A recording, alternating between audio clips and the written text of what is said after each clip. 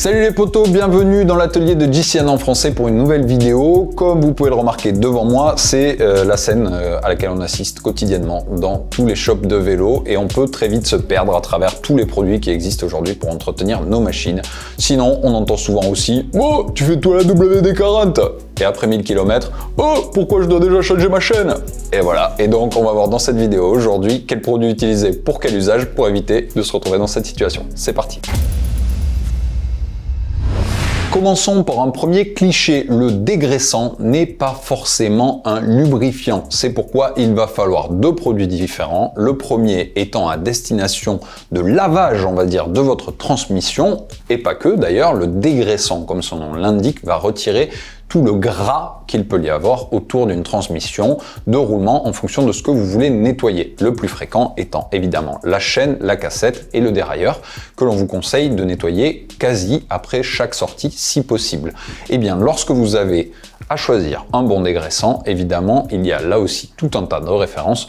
Bonne nouvelle, la plupart de ce que vous trouverez sur le marché sont très efficaces. Je peux néanmoins vous recommander un dégraissant qui soit éventuellement écologique dans la mesure du possible et rechargeable, ce qui est le cas de pas mal de produits chez Muc-Off. On voit ici notamment cette bouteille qui recharge directement votre spray pour le lavage. Ici, on a un exemple de dégraissant par exemple qui est très utile pour les gravels ou les VTT puisqu'il est sous haute pression. Il va permettre de retirer également les amas de terre ou autres déchets sur votre vélo. Protégez également vos disques, c'est important lorsque vous utilisez un dégraissant et que vous avez comme moi ici une machine à frein à disque car en général, ils n'aiment pas beaucoup ça.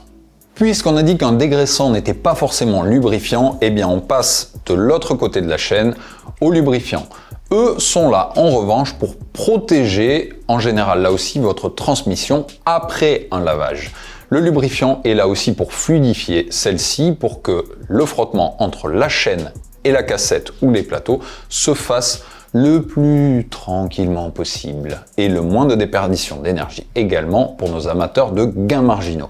Les lubrifiants existent là aussi en différentes catégories, la plupart du temps en fonction des conditions climatiques pour lesquelles ils sont prévus. On voit ici par exemple chez Muc-Off en catégorie dry ou wet, qui signifie, comme vous le savez évidemment, en conditions humides ou en conditions sèches, donc sous le soleil ou sous la pluie, vous l'aurez compris puisque vous êtes bilingue comme le poteau Lolo et nos amis québécois. Pourquoi je parle d'eux? Eh bien, pour eux, il y a une spécificité, il faut aussi contrôler la température à laquelle votre lubrifiant gèle. Et oui, on s'est rendu compte de ça lors de notre passage au Québec, on n'a pas tous les mêmes priorités, mais celui-ci en particulier gèle à moins 20 degrés, ce qui est largement suffisant pour nous Européens, mais pour vous, il faudra peut-être chercher quelque chose de plus spécifique.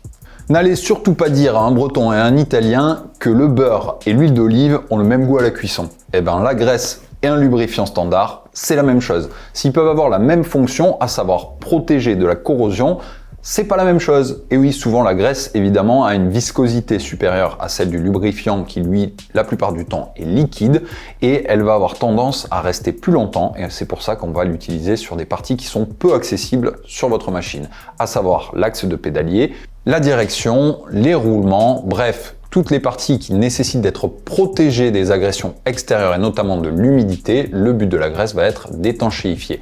Le lubrifiant aussi est là pour d'une certaine façon étanchéifié, même si c'est partiellement, en tout cas protégé de la corrosion, mais lui va être plus liquide puisqu'il va être là pour fluidifier, mais en revanche il va rester moins longtemps, raison pour laquelle on vous dit d'en rajouter après chaque lavage et donc régulièrement. La graisse, elle, il faudra la changer aussi régulièrement, mais beaucoup moins, à savoir une fois tous les 6 mois ou tous les ans en fonction de l'usage que vous faites de votre machine.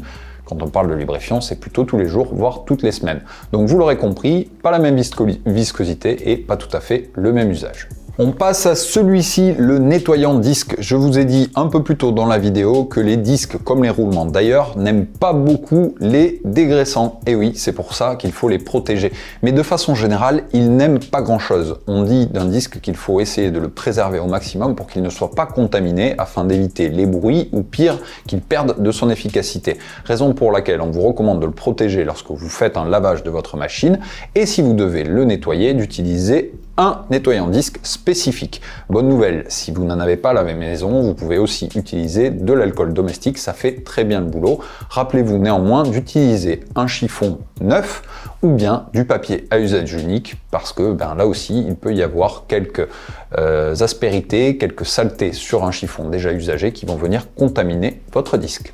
Enfin, je souhaitais vous parler de la pâte d'assemblage à ne pas confondre avec la graisse. Là aussi, si elle peut avoir quelques propriétés similaires, son but est avant tout de faire adhérer un métal contre l'autre. Il y en a des spécifiques, notamment pour les surfaces en carbone, mais vous pouvez aussi avoir des généralistes qui sont à utiliser sur différents types de matériaux.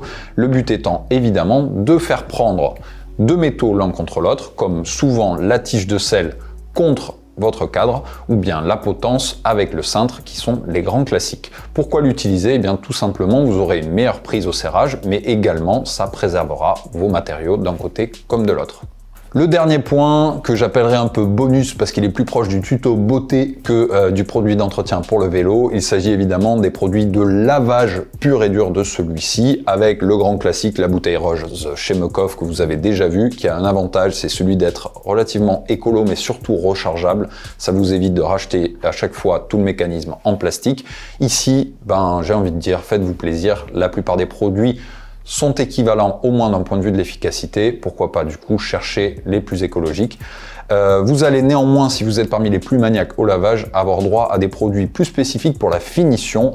En l'occurrence, on peut retrouver un spray protecteur comme celui-ci avec du silicone qui va vous donner un aspect plus brillant sur votre machine et qui va la protéger donc avec cette petite fine pellicule de silicone par-dessus. Là aussi, attention au disque, ils les aiment pas beaucoup.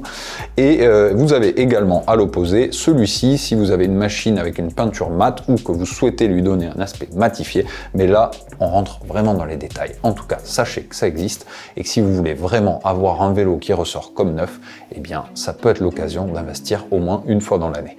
Voilà les amis, j'espère que ce tuto vous aura aidé à y voir plus clair, que vous aurez fait le tri entre ce qui est nécessaire et ce qui est un petit peu moins. On se retrouve bientôt sur JCN en français. Comme d'habitude, donnez-nous vos conseils lavage et beauté. Et puis des bisous et on se retrouve très vite.